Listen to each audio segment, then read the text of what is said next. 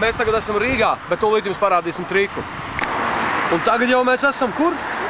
Igaunijā. Tas ir mūsu iesildīšanās brauciens vasaras balagānu tūrei pa Igaunijas klubiem.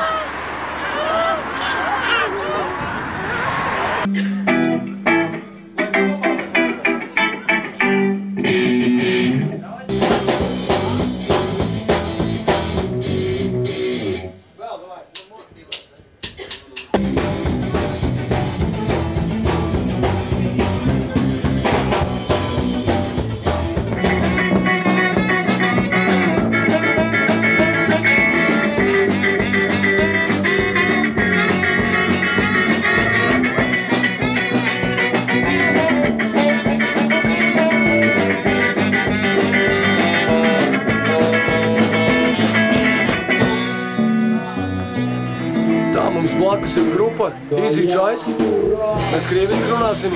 Вот немножко растворите. Что за группа? Что играете? Как начали играть?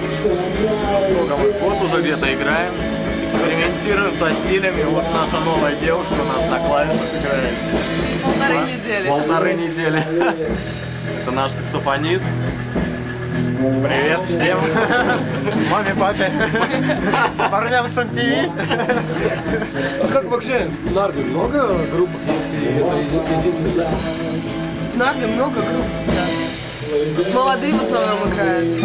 В стиле рока больше такого. Банка, да, наверное? Инди тоже любят. Ну, больше такой хардстайл. Да, больше тяжелой музыки сейчас. Потому что, что-то я не помню, другие барды еще играют. Много такой, ну да, это даже такая, проще просто. Гитары люди что-то делают, ну как бы свои стихи в основном.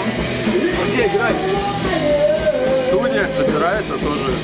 Репетиция, но обычная. Концерт делают. Здесь, например, есть. В чем место здесь? Не, ну репетиционные базы, платим деньги, приходим и репетируем. Да, вот так. А потом концерт еще? Концерты в основном, если в Нарве идут, если приглашают, то куда Сталина, я не знаю. Ну круто тогда.